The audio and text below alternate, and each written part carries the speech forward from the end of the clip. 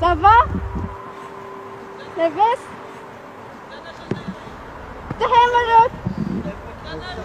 هاي مشكلة.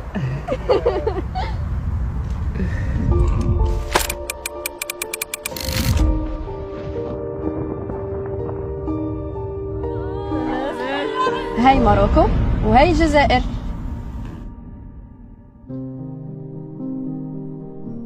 أكثر دولتين متقاربين باللغة، اللهجة، صبرك في دارك كما قلت، ثقافة، تاريخ، الحاضر والماضي. دولتين فيهم من الموارد ما بيجعلهم دول عظمى، ولو اتحدوا راح تكون قوة مخيفة لأوروبا. بتشاركوا بالحدود، تقدر تعبروا الحدود من ليبيا لتونس، من تونس للجزائر. ولكن لما توصل لهون حدود الجزائر والمغرب تلاقيها مغلقة، ولو حاولت تطلع بالطيارة لازم تروح على دولة ثالثة ومنها للمغرب. المغاربة ما بيحتاجوا فيزا للجزائر، وكمان الجزائريين نفس الاشي. شعوب بيحبوا بعض كثير رغم اللي بنشوفه احيانا من تشويه على السوشيال ميديا. من سفري لهالدولتين ومخالطتي مع الشعبين بقدر اقول انهم تقريبا دولة واحدة.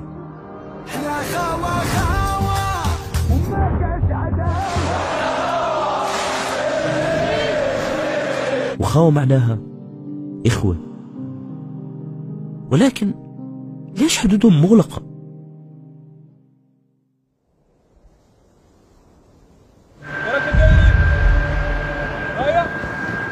الجزائر هون، المغرب هون، خطوتين بس. إحساس يعني بحس إحساس غريب.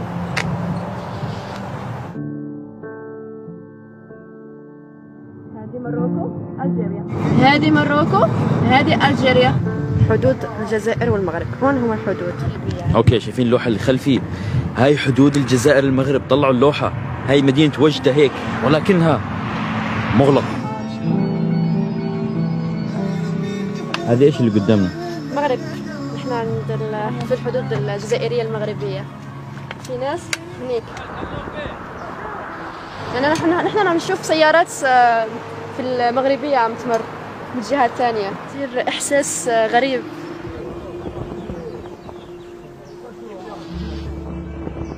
إخوة بيفرق بين الضفتين خندق وأسلاك شائكة. صحيح تقول لي يهديك. شو قال لك؟ يهديك ويصلح بالك. هو العطس. عطس. والآخر قال له يهديك ويصلح بالك. يعني من هون سمع عطسته والآخر جاوبه يعني عليها. How close is Morocco? نقفز هون. يعني after we'll be in Morocco. Imagine just this.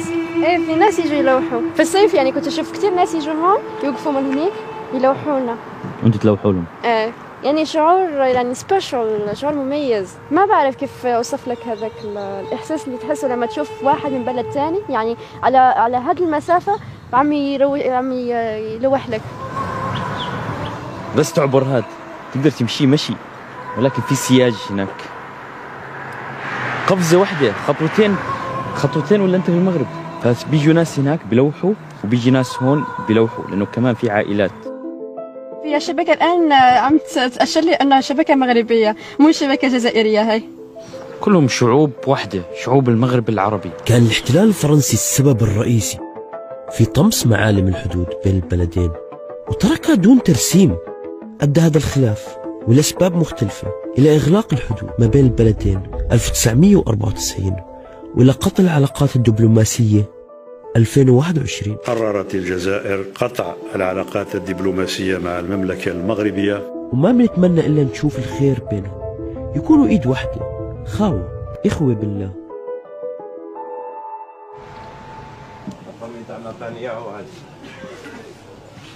مرحبا بك.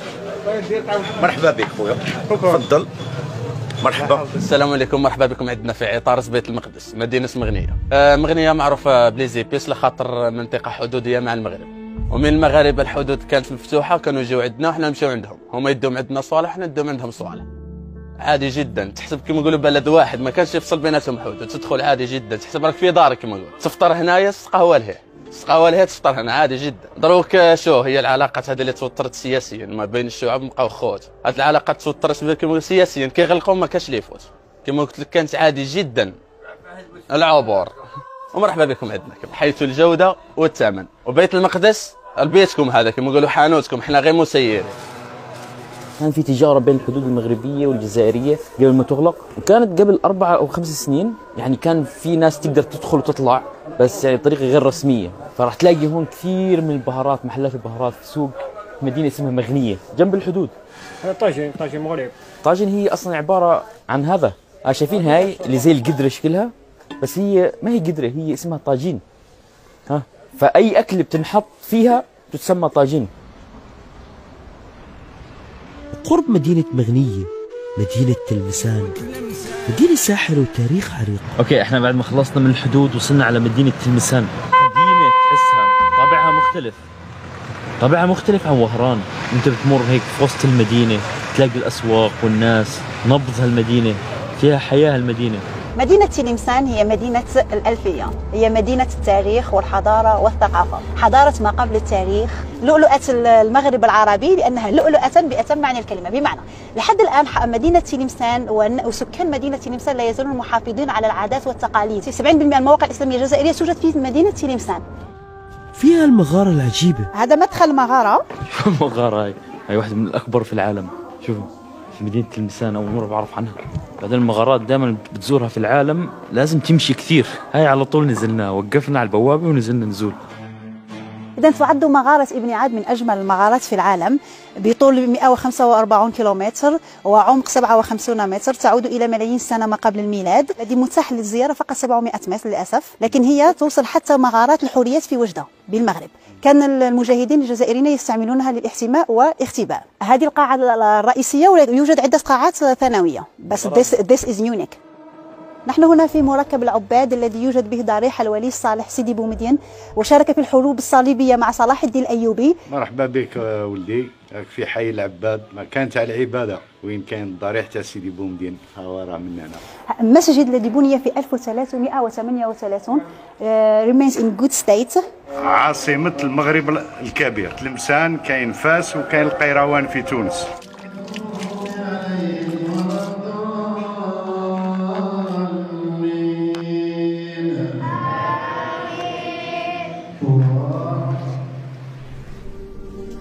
الجزائر قارة دم سخون، ما نبغيوش الدل ماشي مليح. قال لك من دل بنفسه دل الله به.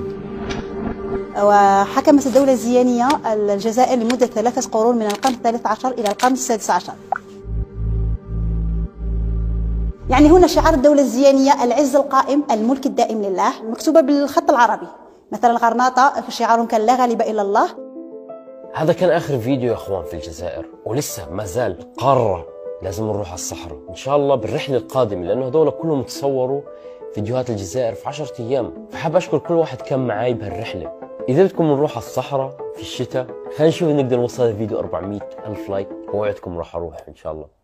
كمان اللي كانوا داعمين لنا في الرحلة هاي هم ابداميك ساوند، واحنا استخدمنا كثير من الموسيقى والمؤثرات الصوتية اللي عندهم المكتبة الضخمة هاي من ابداميك ساوند. لا تنسوا تاخذوا أول شهر مجانا لما تضغطوا على اللينك تحت، وغير هيك تدعموني.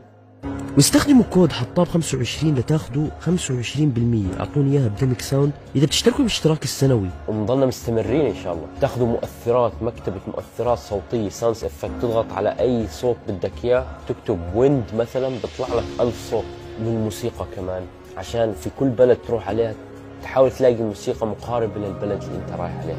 هاي كانت الجزائر، شكرا لكم.